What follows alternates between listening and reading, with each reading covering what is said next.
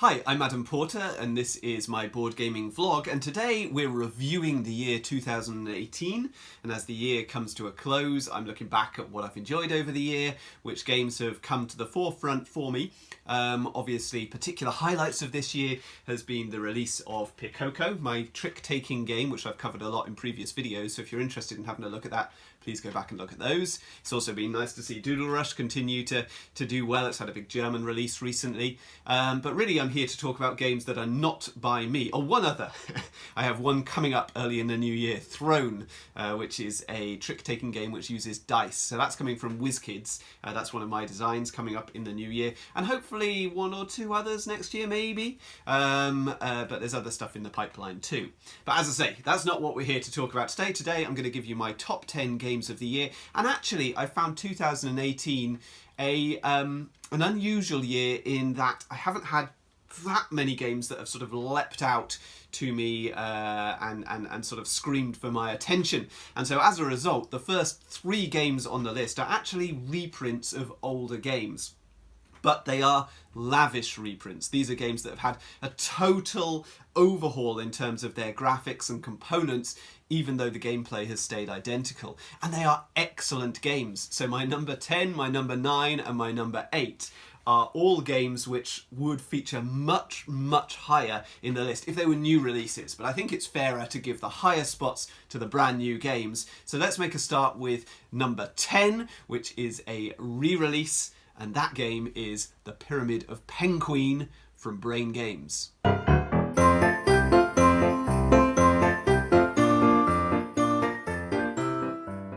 In Pyramid of Penguin, one player takes the role of the mummy. All other players play as treasure hunters, and treasure hunters are racing to retrieve 5 magical items from the pyramid. The mummy wins by catching treasure hunters and taking their life tokens. The board sits between the players, so that the mummy can see one side and the treasure hunters can see the other. Crucially, the mummy cannot see where the treasure hunters are located, but the hunters can see where the mummy is at all times. This is achieved through clever use of these neat magnet pieces. On a treasure hunter's turn, they roll the dice, setting aside any which show a mummy. They can re-roll as often as they like until they're happy with the result, always setting aside any mummies that they've rolled. The player then chooses one of the dice results and moves accordingly. If they land on one of their required treasures, they reveal the card, and this gets them closer to winning the game, but it also reveals their current location to the mummy. On the mummy's turn, they roll the mummy die, and they add any dice which have been set aside by the hunters because they show the mummy symbol. This shows how far they can move. And if they catch a hunter, their turn ends immediately and the mummy takes a life token from that hunter. The hunter is placed into the sarcophagus space. On a hunter's turn, they do have the option of resetting the mummy dice, which are currently set aside. But if they do this, the mummy immediately gets an extra turn. The game ends if a hunter wins by getting their 5th required treasure, or if the mummy collects a certain number of life tokens. So the first game I'm going to talk about is the reprint of a game called Flug der Mummy. It's called Pyramid of Penguin now, and it's by Brain Games, who you can see I've worked with on Doodle Rush and on Cuzco, so I'm a fan of Brain Games. I was a fan of Brain Games before I worked on them with those games, hence me offering those games to them. But Pyramid of Penguin is a fantastic family game. It's a hidden movement game, so I used to love the game Scotland Yard when I was a kid. And I think when I was a kid I would have loved Pyramid of Penguin as well. Now Pyramid of Penguin is one of those family games which has quite a few gamey sort of aspects to it, re-rolling of dice and clever little mechanisms, and so there's a certain degree of complexity there which makes it entertaining for adults as well. There are some real choices and very suspenseful moments, because in this game we're not just sort of hiding one player's information and writing down where they are and this sort of thing as you would in Scotland Yard. And it hasn't blown up into the complexity of things like Letters from Whitechapel and Fury of Dracula. No, this is mega simple, but you can actually see the movement of that mummy. You can see where the mummy's going and you're trying to avoid them. That creates this real tension. It's hugely satisfying to see those magnets moving around the board as if by magic they're moving by themselves. It's a great game. It always was a great game in its previous version. Still a great game now. I don't think any of the rules have changed. It's purely a graphic overhaul. but it looks fantastic. Brilliant for, for perhaps not extremely young children, but children and families, and actually plays really well with a group of adults too.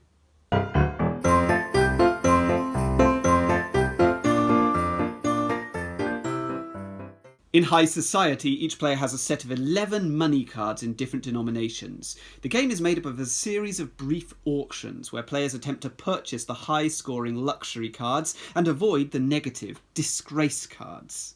At the start of each round, a new card is put up for auction, and each player in turn plays money cards in an attempt to win a luxury card or passes their turn. The winner of the auction takes the luxury card, which is worth victory points, and discards their money cards that they've spent.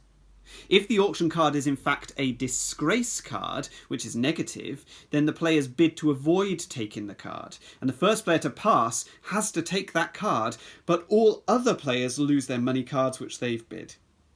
The timing of the game end is unpredictable. It comes when the fourth green card is revealed, and at this point, the player with the least remaining money is eliminated from the game, regardless of their score. Then, the highest scorer wins. The next game on the list is a Rainer Knizia classic. So Rainer Knizia has produced hundreds and hundreds of games over the years, one of the most prolific game designer currently working today. And the game High Society is one of his card game classics. Now, I hadn't actually played High Society until I played it this year in this new edition, and I'd heard about it talked about before, and almost talked about as if it was a slightly sort of sat alongside the game For Sale, but perhaps similar but not quite as good. Actually, I think it is as good. High Society is a classic. It's a modern classic. And this production is absolutely outstanding. The artwork on this is amazing. The brilliance of this game is the fact that the players have those money cards, but you can't make change. So if you're going to spend that $25,000 card, you're going to have to spend $25,000 in one transaction. You can't spend 10,000 of it, or 15,000 of it, or 17,000. No, you're spending the 25,000, and that makes these really interesting decisions about having to. Sometimes you've got to overpay, or pay a bit less than you really wanted to, because you just don't have the variety and the denominations of those cards. And then that brilliant thing where you eliminate a player who has got too little money left. That's always fascinating in games when that happens before the final scoring, and it happens here. The game is simple, extremely easy to teach, looks beautiful, plays quick, and some real nice tactical decisions. I think it's a brilliant, brilliant game, and it's going to be around for many, many years to come.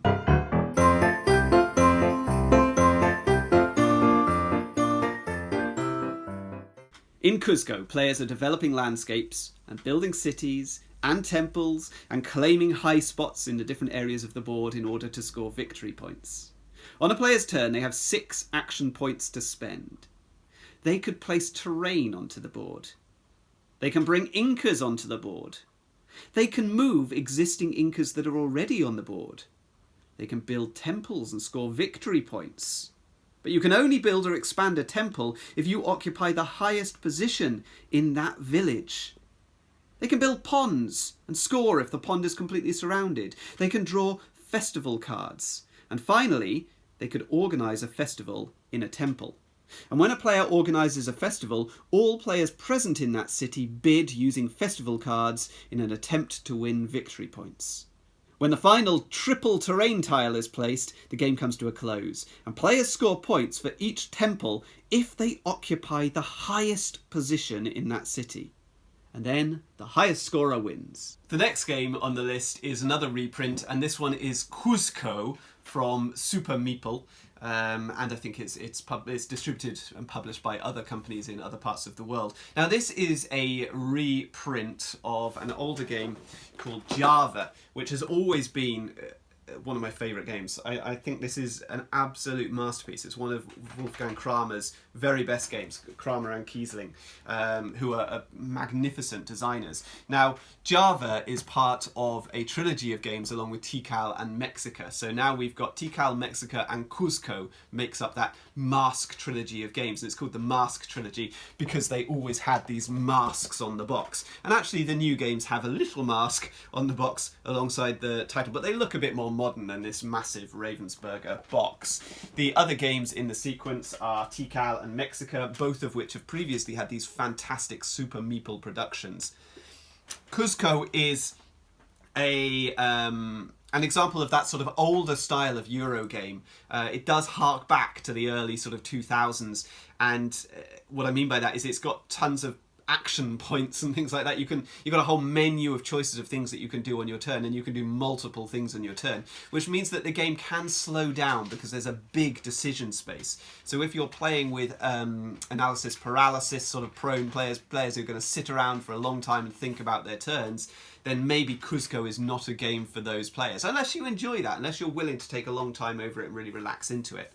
But if you'll play with players who are willing to make strategic decisions quickly, there's a lot of strategy here. There's some really nice, I love that aspect of a three-dimensional board where height is important. Height is more important in this game. Being on the higher levels, that's more important than majority in those different cities. And I love that. I think that's really, really clever. The board looks fantastic. It always did in Java, that three-dimensional terrain, but even more so in Cuzco with bigger tiles. And now we've got those nice resin temples that just really bring the board to life. And we've got little Inca-shaped meeples rather than just little cylinders, I think they were in Java. So Cuzco, another absolutely fantastic production from Super Meeple.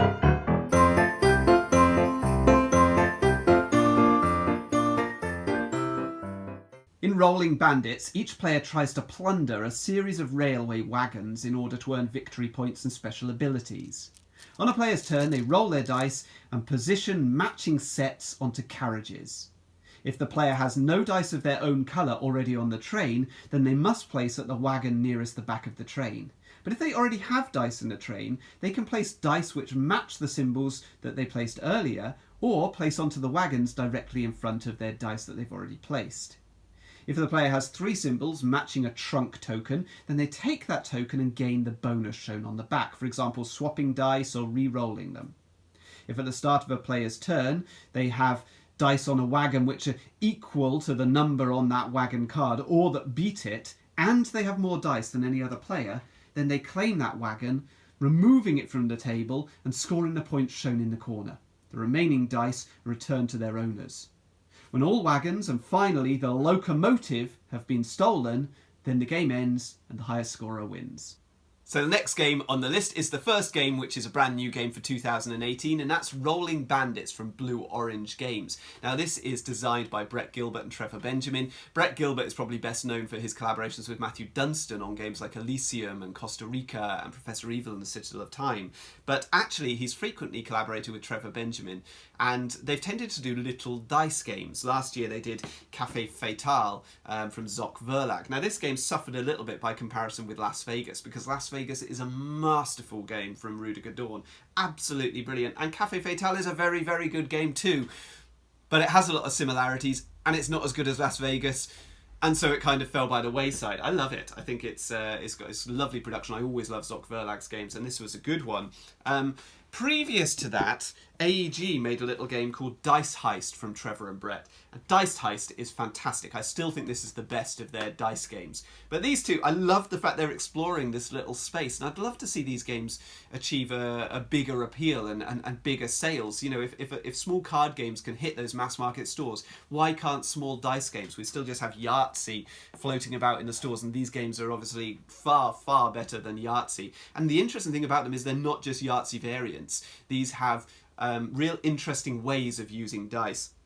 Rolling Bandits has that brilliant thing of, you roll your dice and then you've got to position them and you've got to decide how you're going to split them up and where you're going to place them to try and claim majorities in a similar way to Las Vegas and Café Fatale, but actually it's distant enough that you don't make that connection, and so it doesn't suffer from that same comparison. It's got a lovely thematic thing of climbing and extending along this train and winning those different carriages. I played it in early prototype form at Essen a year or two ago with Brett and Trevor.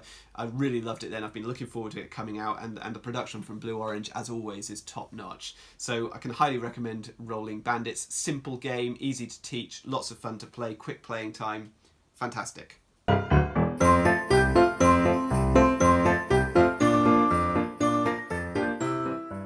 In Spring Rally, each player controls a wind-up car racing around a track. In round 1, each player has 5 cards in hand. In rounds 2 and 3, this number of cards increases. The starting player plays a card from their hand, then each other player plays a card in turn which matches the colour of the first card if possible. If not possible, then a player can play a card of any colour. When everyone's played a card, the round, which is called a trick, is resolved. If the trick contains only cards of one colour, then the highest card wins. If the trick contains 2 or 3 different colours, then the player with the highest card in the second or third colour played wins the trick. And the player who wins the trick moves their car forward, a number of spaces equal to the smallest card played in the trick. They skip over any occupied spaces without counting them. All players other than the winner wind up their spring, moving the key 1 space clockwise. And on a future round, if a player wins a trick, they can also release their spring, moving an extra number of spaces equal to the number showing on their spring. However, if the spring is wound up too far, then the bonuses are heavily reduced. The game board also features downhill and uphill spaces which give you a boost or move you backwards when you land on them.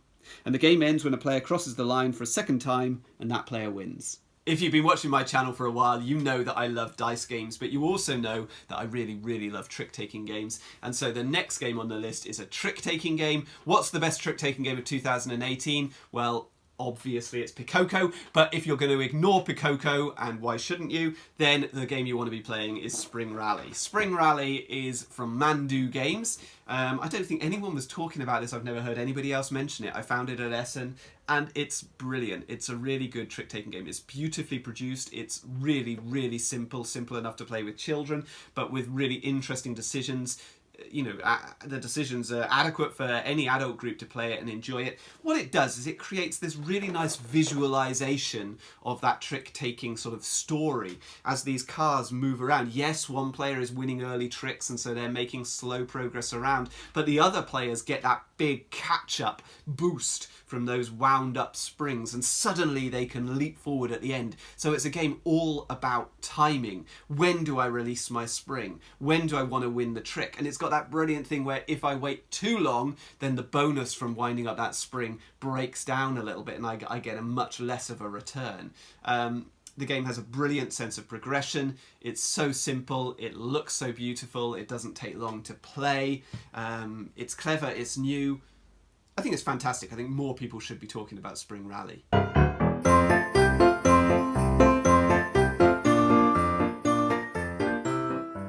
In Hardback, each player starts with their own personal deck of cards, each showing a single letter. A row of cards is displayed in the centre of the table in a central marketplace from which players can purchase additional cards to add to their decks.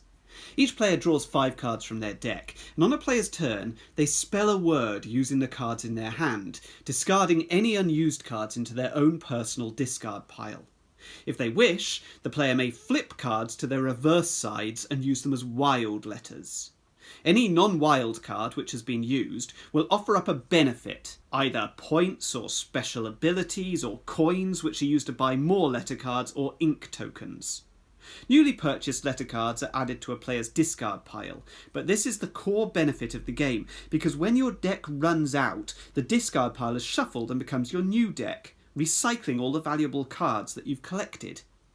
Cards are categorised by genre and will offer special benefits if played together with other cards of a matching genre. And at the end of a turn, all cards used are added to a player's individual discard pile, except for special cards called Timeless Classic cards. These remain in front of the player for future turns and can only be removed if another player uses that letter in a word on their own turn. Finally, ink tokens can be used to push your luck and draw additional cards on your turn. But the catch is that each letter card drawn must be used when you make your word, otherwise you forfeit your turn. The game ends when any player reaches 60 points and the highest score at the end of the game wins. Number 5 on the list is Hardback. Now, a few years ago, Tim Fowers brought out Paperback, and it seemed like such a there was a series of deck building games which tried to do things that weren't really, that were deck building but were using whole other stuff. So there was that game, I think it was called For the Crown, which was like combining deck building with chess. And then there was Paperback, which combined deck building with Scrabble. And that seemed such a weird thing, but it worked so naturally in Paperback in a way that I didn't think it worked when it was combined with chess. Paperback was great. I think Hardback is better. I think while Paperback is probably simpler, there's a lot of barriers in Paperback. There's a lot of negative play in Paperback, a lot of attacky cards. The interaction in Hardback is much more positive interaction. You tend to lay out a card and then anyone else can use that card. That's the sort of interaction we tend to get. The setup in Paperback was a bit of a bore, whereas in Hardback, we don't have that sort of, we don't have to lay out individual different types of cards of different costs. They just come up into an open marketplace. The ink has a really nice push your luck mechanism in it, and it works really well. It's simple. You generate these ink tokens, you can spend them to draw extra cards, but you must use those cards in your word, otherwise you lose your turn. That's a fantastic, simple push your luck decision that makes the game feel a little bit like, you know, games like Diamant and Dead Man's Draw, and you know, those sort of push your luck games. I've got Captain Carcass here, but that's Dead Man's Draw in other areas. A fantastic push your luck card game. I love that combination. I feel like Hardback has taken Paperback and honed it and streamlined it and made it a smoother experience. I think the graphic design on it is prettier than Paperback's graphic design. I just think the whole thing works better. Yes, maybe there's a degree more complexity to it, but the flow is better as a result. And it's wholly satisfying as a game. The use of wildcards, I like the use of wildcards better in Hardback too. It is so smooth to just be able to say, right, I'm going to have to flip this card and then I can use it as any letter, but I don't get any benefits from it. Great. I think that's neater, cleaner as a design than buying those wildcards that you see in Paperback. I still think Paperback's a great game, don't get me wrong. I've held on to it. I'd like to play Paperback from time to time, but I think Hardback is usually my first choice.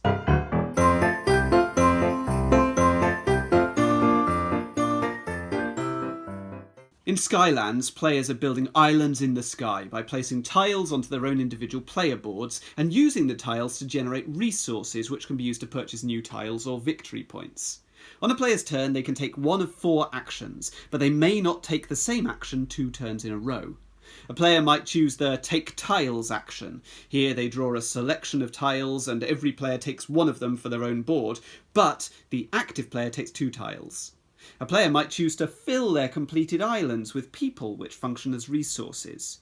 And every player will do the same, filling 1 island, but the active player fills 2 islands. Or a player might spend their resources to purchase a new special tile from a central market. These offer special abilities and endgame scoring bonuses, and every player does the same, but the active player gets a discounted price. Or a player can transport blue people into their completed cities, converting them into victory points. And every player does the same, transporting blue folk into 1 city. But the active player can transport to 2 cities or from 2 blue islands.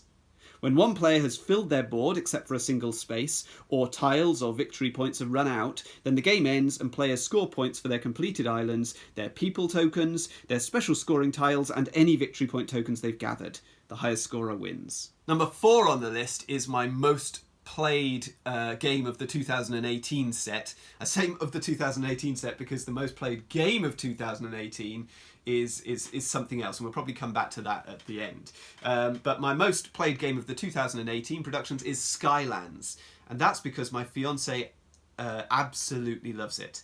She is we've played it so many times, and I think this game has flown under the radar. It's a Queen Games it's a Queen Games production. The artwork on it is Avatar sort of like. It feels, I don't know, there's something a little bit obvious about it, but then at least it's not castles and there's just something about the game which looks a little bit dated, but and actually the gameplay isn't hugely innovative either, so maybe that's why it hasn't caught people's attention. But this is, it takes the really fun aspects of Puerto Rico and San Juan, that thing where when I take an action everybody benefits. That's brilliant. That should be in more games, and it's not in that many games, and this is a real gateway level game. It's so much simpler than those other games. It's got that neat familiarity of Carcassonne sort of tile placement where we're matching islands up and trying to complete areas, and only when they complete can we use them to score points and generate resources. So that's familiar. It's only got 4 basic actions, so it's really easy to teach. But the decisions on your turn are interesting because of that San Juan, Puerto Rico style action selection where everyone takes a turn when I take a turn. It means the game flows really fast. Iris and I get through a game of this, a 2-player game, in 15 minutes. We play it 2 or 3 times in a row and really enjoy that, changing up the tiles a little bit in that central market area so the games feel slightly differently. I think the game probably suffers in its basic version. I've got all the little Queenie mini expansions that I picked up at Essen. I would say if you're going to buy the game, you're going to want to invest in those Queenies. They're really good. They have lots of different scoring systems and ways that change the game and alter it. And I think without that, the game probably would get tired after a few plays. I think you'll get a fair few out of it. And if you treat it like a gateway along the lines of Ticket to Ride and Carcassonne, I don't see why this game shouldn't sit on your shelf for years and years and you'll get loads of fun out of it. But those extra tiles really ramp up the tactical choices that you can make in the game. The whole thing flows brilliantly. It feels like an obvious sort of style of game that should have been made before.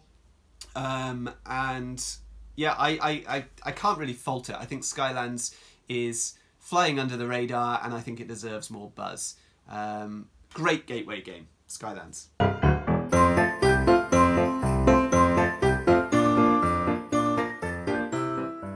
In Everdell, each player creates a village by laying out cards on the table in front of them. Some represent buildings, some represent characters, and on a player's turn they can either place a worker to gather resources or complete an objective, or play a card. When playing a card, this can be taken from the central display or played directly from a player's hand. Buildings always cost a certain number of resources to play, and characters cost berries, but they can be played for free if the player has a suitable building to house them in. All cards have special abilities, one-off powers, permanent effects, endgame scoring, or unique worker placement spots. And at the end of each season, players gain additional workers and activate many of their cards, so the game has a good sense of progression, speeding up from round to round.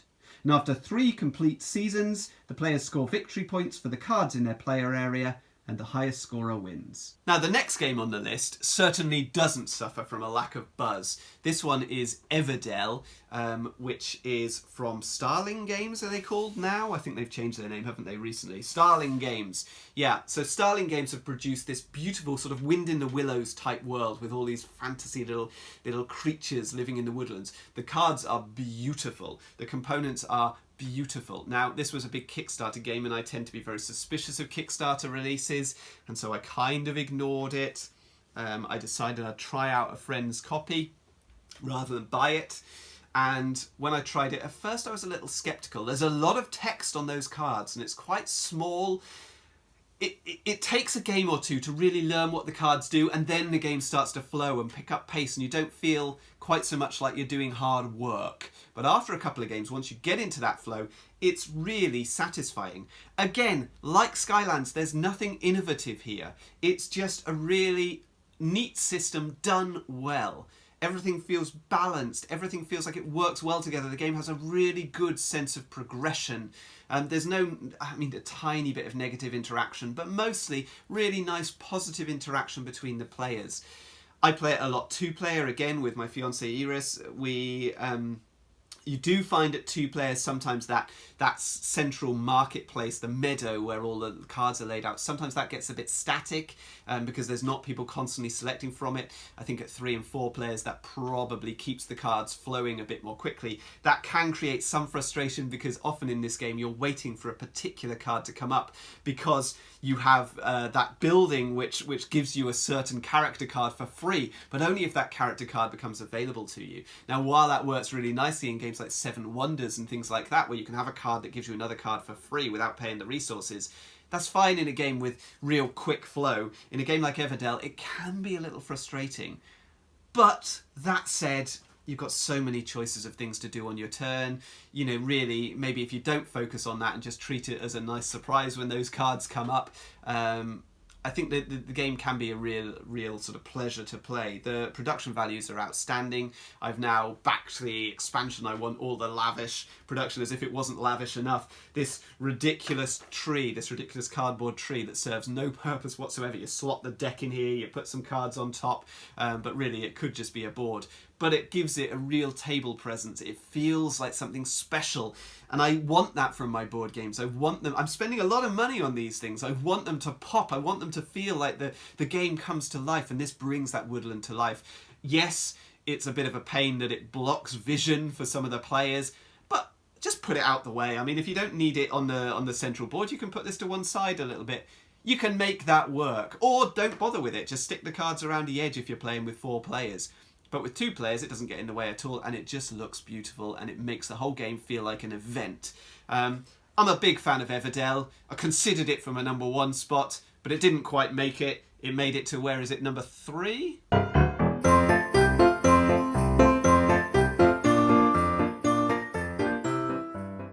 In Blitz Bowl, each player has a team of players who face off against an opposing team in a warped, violent game of fantasy football. Except here, you don't just gain points by scoring touchdowns, you gain them by beating each other senseless, injuring your opponents, and pulling off ridiculous power moves. On a player's turn, they take 3 actions shared freely among their team. They can run, they can mark adjacent opponents, they can fight them, or pass the ball, or bring on reserves. Whether attempting to beat your opponents down or throw the ball, or just to determine the movement of a bouncing ball, the results are always determined by simple dice rolls. And after each action, a player can claim points if they've achieved an objective, which is laid openly on the table. The objective card is then taken into hand by the player, who can use it later for the special one-off abilities shown on the card's reverse. And once all the cards have been drawn from the deck, the game ends and the highest scorer wins. Number 2 on the list. This may come as a bit of a surprise to regular viewers of my channel. I'm not a big Ameritrash player. That's not the surprise, that's the obvious bit. Number 2 is an Ameritrash game. It is Blitz Bowl from Games Workshop. Now, to have a Games Workshop game on the list is a big surprise to me. I haven't played a lot of Games Workshop since, well, for many years. As a teenager, I played it a lot. And I have a huge fond memory of the game Blood Bowl. And Blood Bowl was re-released last year in this new edition. It's really nicely made by Games Workshop, and the rules have subtly changed, but not dramatically. This is still an interesting game and an interesting sort of historical artifact, and I still have a lot of nostalgia for the game. I'd love to play it more frequently, but really, Blood Bowl is a 3-hour game, just for a single match. And really, to get the best out of Blood Bowl, you want to be playing a tournament, a league, a campaign where you're playing multiple games with loads of different players and having league tables and players are gaining skills. I mean, I don't have much time to play a 3-hour game ever, let alone play a whole sequence of them. And so Blood Bowl has always been a slight frustration to me. Blitz Bowl fixes everything about it, and actually Blitz Bowl, I would say, is, for me so far, this is the best Ameritrash game that I've ever played. It fixes all the problems that I have with Ameritrash games. It is quick to play. It genuinely could come in at 45 minutes once you know how to play this game. Even your first game isn't going to take you more than an hour. It's really funny. It's satisfying, it tells you a really good story, but it doesn't just tell you it. It's not just the cards that say this happens. It actually happens. You're moving the pieces around the board and you have these funny moments. The dice rolls are kept to a minimum. Yeah, the game is, there's lots of randomness in it, but it's, combat is a single dice roll. It's not a whole sequence of one boring dice roll after another. It's really easy to play. The rules are really simple and streamlined and quick, so much more than Blood Bowl.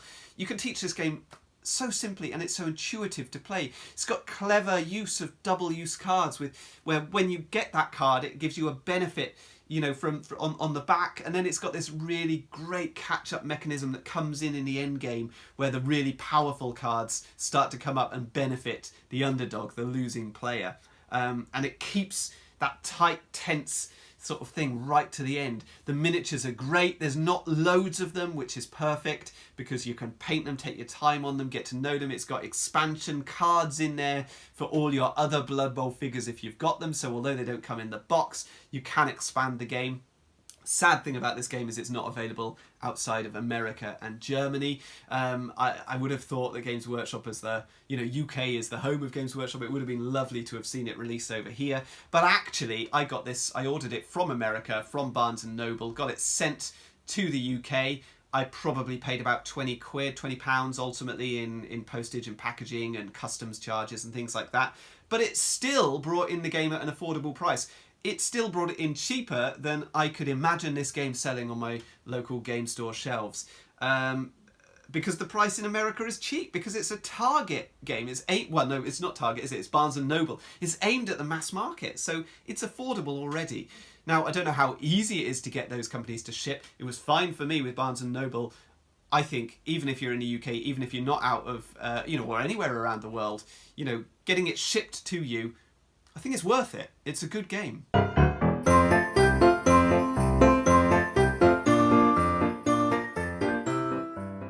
In the Quacks of Quedlinburg, players are filling their cauldrons with various magical ingredients, attempting to generate enough income to buy even better ingredients to use in the next round, but trying not to push their luck too far by drawing one too many explosive ingredients from their sack. Each round starts with a random event drawn from a deck of cards, and this subtly changes the rules for the round. The players who are below in the scoring get a mild leg up in the form of a rat token which partially fills their cauldron, making it easier to reach the higher scoring spaces. Players then simultaneously draw ingredients from the sack, adding them to their own individual cauldrons, and ingredients interact in a variety of clever manners. But if a player ever goes over the limit of 7 points worth of white ingredients, then their cauldron explodes and the rewards are severely diminished. Depending on the space the players reached on their track, they receive victory points and rubies and money which they can use to buy new ingredients. Then all ingredients, old and new, are returned to the player's sack, and the process is repeated.